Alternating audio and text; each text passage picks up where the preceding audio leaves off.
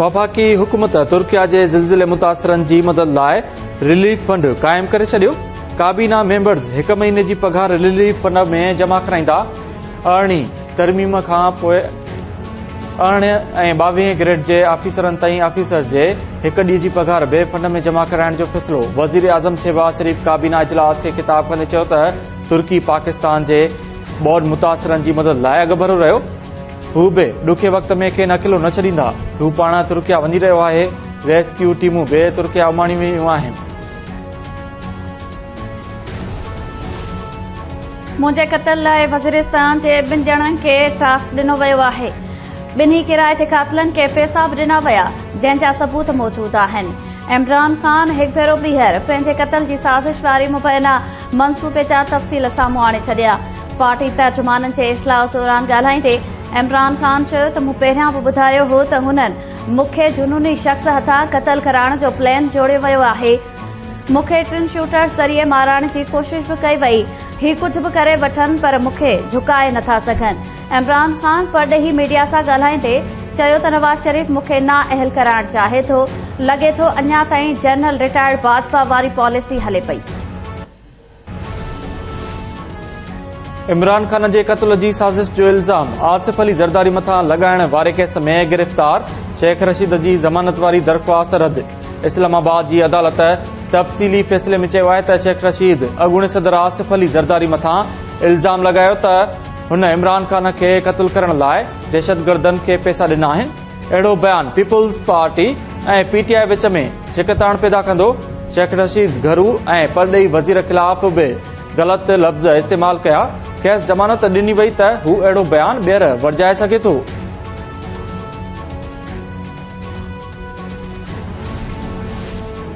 Toshakhana reference में PTI chairman Imran Khan ते फ़र्दे जुर्म लागू न थी सघियो। अदालत इमरान खान खे फ़र्दे जुर्म लागू करण लाइ 21 फ़रवरी ते ज़ाती हैसियत में तलब करे थो। इस्लामाबाद जी मक़ामी अदालत तिबी वादनि ते इमरान खान जे अॼोकी हाज़िरी खां छूट वारी दरख़्वास्त मंज़ूर करे वरिती। इस्लामाबाद हाई कोर्ट मुबैना धी वारे मामले ते इमरान खान जी नाअहली लाइ शहरी जी दाख़िल दरख़्वास्त ते लार्जर बेंच जोड़े छॾी। चीफ जस्टिस आमिर फारूक जी सरबराही में 3 रुकनी बेंच 9 फ़रवरी ते ॿुधणी कंदी।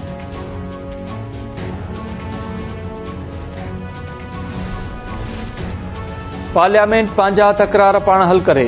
अदालत जो हुकुम नाहे त पार्लियामेंट जे तकरारनि खे हल करे। चीफ जस्टिस उमर अता बंदयाल जा नैब कानून में तरमीमुनि ख़िलाफ़ इमरान खान जी दरख़्वास्त ते रिमार्क्स। चीफ जस्टिस चयो त पाकिस्तान क़ाइम थियण खां हेल ताईं करप्शन जे ख़ात्मे जा कानून मौजूद आहिनि। इमरान खान खे शायदि नैब तरमीमुनि सां असुल कानून जूं घुर्जूं तब्दील थियण ते ॻणती आहे। सरकारी वकील चयो त अदालत तॾहिं मुदाख़लत करे सघे थी जॾहिं हुकूमत जो को इदारो पंहिंजूं हदूं ओरांघे।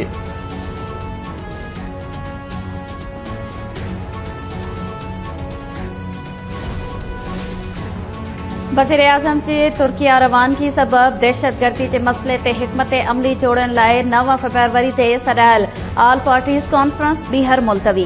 वफ़ाक़ी वज़ीर मरियम औरंगज़ेब चयो आहे त वज़ीर आज़म शहबाज शरीफ़ तुर्किया में ज़लज़ले सबब सुभाणे अंकारा वञी रहियो आहे। इत्तेहादनि सां मुशावरत बाद APC जी नई तारीख़ जो ऐलान कयो वेंदो। KP पुलिस सूबे में चूंडुनि दौरान दहशतगर्दी जो ख़दशो ज़ाहिर करे छॾियो। सिक्योरिटी यकीनी बणाइण लाइ पाक फौज ऐं FC जे नौजवाननि जूं ख़िदमतूं फराहम करण जो मुतालबो। चीफ इलेक्शन कमिश्नर जी सदारत हेठि इलेक्शन कमीशन जे इजलास में KP में चूंडुनि वारे मामले ते गौर वीचार। IG KP ब्रीफिंग ॾींदे ॿुधायो त सूबे में सिक्योरिटी लाइ 57,000 पुलिस एहलकारनि जी खोट आहे। इलेक्शन दौरान दहशतगर्दी जे ख़दशे खे बि रद्द नथो करे सघिजे। उहो चई नथो सघां त चूंडूं पुरअमन हूंदियूं। चीफ इलेक्शन कमिश्नर चयो त चूंडुनि में पाक फौज ऐं FC जी मुक़ररी लाइ घरू ऐं बचाव वारी वज़ारत सां राब्ते में आहियूं। गैर जानिबदार ऑफिसर्स जी मुक़ररी यकीनी बणाई वञे। पाकिस्तान ऐं IMF विच में पॉलिसी सतह ते थींदड़ ॻाल्हियुनि दौरान ॾुखिया फ़ैसिला थियण जो इम्कान। ज़रियनि मूजिब पॉलिसी सतह ते सब्सिडी जे ख़ात्मे, तरक़ियाती बजट में घटिताई, बजट खसारे, परॾेही फाइनेंसिंग ऐं बजट फ्रेमवर्क समेत अहम मामलनि ते ॻाल्हियूं थींदियूं। 30 जून ताईं परॾेही मटा सटा जा ज़ख़ीरा $16 अरब $20 करोड़ ताईं आणणा पवंदा। पाकिस्तान के ॿुधाइणो पवंदो त इहा रक़म किथां ईंदी। IMF पाकिस्तान के फौरी तौर दरमाद ते बि लॻायल पाबंदी ख़तम करण ऐं LCs खोलण लाइ ज़ोर भरींदो।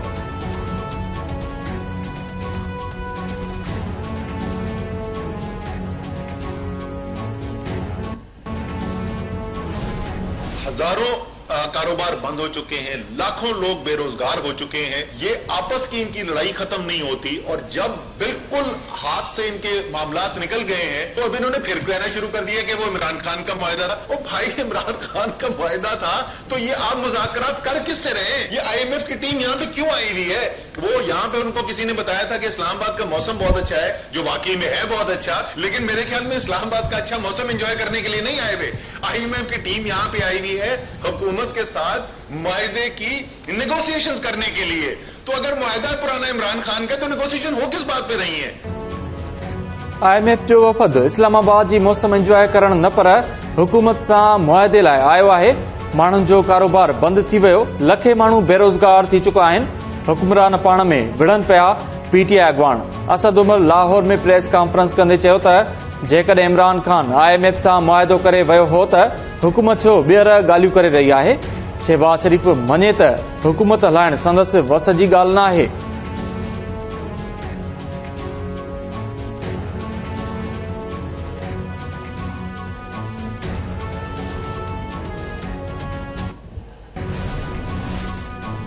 मुल्क में नवनि सूबनि बाबति जोड़ियल कमेटी ख़िलाफ़ सिंध असेंबली में मज़म्मती ठहराउ पेश। GTA MP नंद कुमार गोखलाणी ठहराउ पेश कंदे चयो त असेंबली में ठहराउ पास थियल आहे त सिंध में को बि नओं सूबो न ठहंदो। उन बावजूद कमेटी ठाही वई आहे। सैयद खुर्शीद शाह ऐं हिकु अक़लियती MNA जी सरबराही में कमेटी जोड़ी वई आहे। खुर्शीद शाह लाइ इज़त आहे पर हिन कमेटी खे फौरी तौर ते ख़तम कयो वञे। नंद कुमार गोखलाणी पारां कमेटी में शामिल अक़लियती MNA खां लातालुकीअ जो बि ऐलान। ऐवान में सिंध खे गैस न मिलण ख़िलाफ़ इस्तेकाक वारी रिथ बि पेश। सूबाई वज़ीर अज़रा पेशो चयो त सूबे में गैस जी खोट जो मसइलो तमामु अहम ऐं संगीन बणिजी वियो आहे। MD सुई सदरनि खे तलब करे खां पुछाणो कयो वञे। वक़्ती स्पीकर MD SSDC खे सूमत ऐवान में पेश थियण जी रूलिंग ॾेई छॾी।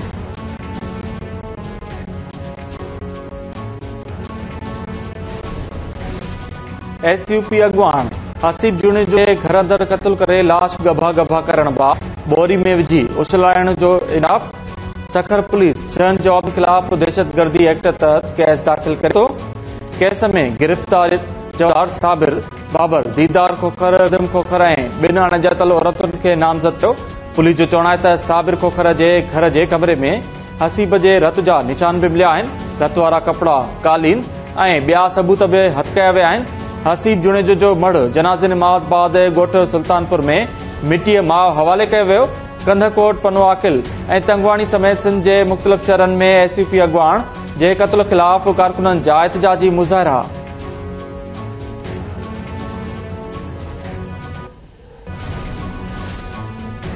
इनकम टैक्स जो असिस्टेंट कमिश्नर गुलाम शबीर शेख सखर खां लाड़काणे वेंदे रस्ते तां अगवा पुलिस बि तस्दीक करे छॾी।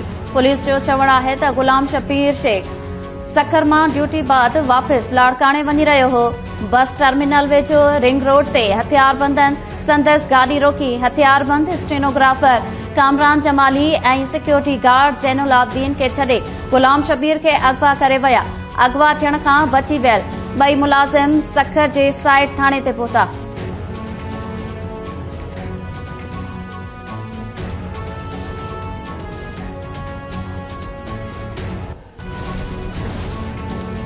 सिंध हाई कोर्ट क्यामाड़ी में मुबैना ज़हरीली गैस पकड़जण सबब फौत थियल माण्हुनि जे लाशनि जी पोस्टमार्टम कराइण ऐं वाक़े जो केस दाख़िल करण जो हुकुम ॾेई छॾियो।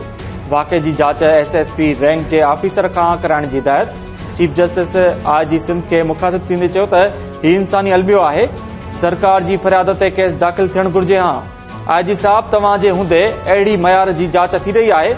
DC क्यामाड़ी अली मोहम्मद लगारी ॻोठ में ज़हरीली गैस सबब 19 माण्हुनि जे फौत थियण वारे वाक़े खे अफ़वाह करार ॾींदे चयो त वाक़े जी ॼाण मिलण बाद इंक्वायरी कराई, जंहिं में ज़हरीली गैस सबब 19 माण्हुनि जे फौत थियण जी तस्दीक न थी सघी आहे।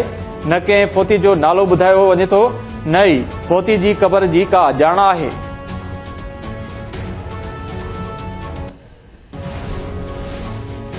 अॻूणे सदर जनरल रिटायर्ड परवेज़ मुशर्रफ जी मलीर कैंट जे पोलो ग्राउंड में जनाज़े नमाज़ बाद फौजी कब्रिस्तान में तदफीन। जनाज़े नमाज़ में वारसन, हाज़िर सर्विस फौजी ऐं रिटायर्ड ऑफिसर्स, सियासी अॻवाननि ऐं शहरनि शिरकत कई। परवेज़ मुशर्रफ 5 फरवरी ते दुबई जे अस्पताल में लाॾाणो करे वियो हो। संदसि मढ़ गुज़िरियल राति देर सां कराची पहुचायो वियो।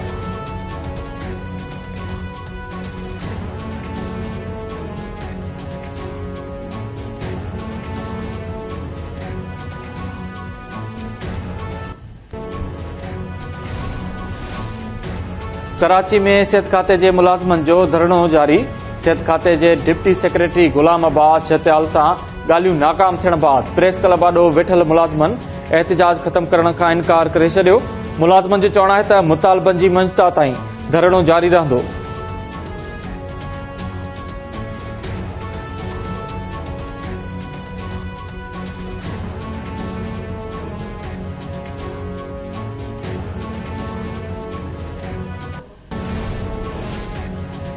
कराची जे इलाइक़े लियारी में 3 मासूम ॿाड़ियुनि सां ज़्यादती जो इंकशाफ।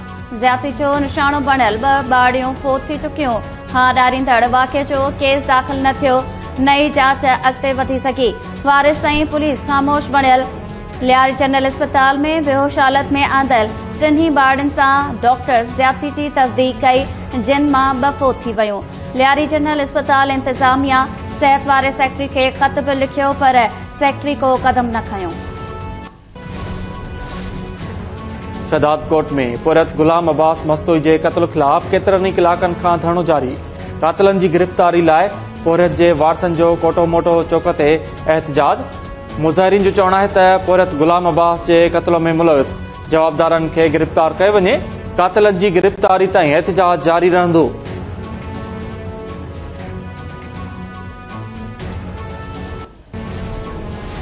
फाइनली आदिल मुझे छोड़ के जा चुके हैं। उस लड़की के पास तनु बीवी का जो नहीं हुआ तेरा भी नहीं होगा। चैलेंज तनु, चैलेंज। मेरा हस्बैंड को तूने छीन लिया, मेरा हस्बैंड चला गया। मेरे पास सारे वीडियोस है जो तुमने मुझे गालियां दी है। ऐं बॉलीवुड अदाकारा ऐं मॉडल राखी सावंत पंहिंजे मुड़ुस आदिल ख़ान खे गिरफ़्तार कराए वरितो। भारतीय मीडिया मूजिब आदिल ख़ान खे माउ जो ख़्याल न रखण ऐं शादीशुदा हुअण बावजूद ॿी औरत सां लाॻापा रखण जो केस दाख़िल थियण बाद गिरफ़्तार कयो वियो। गुज़िरियल ॾींहुं राखी सावंत मुड़ुस ते धोखे जो इल्ज़ाम हणंदे खांसि अलहदगीअ जो ऐलान कयो हो।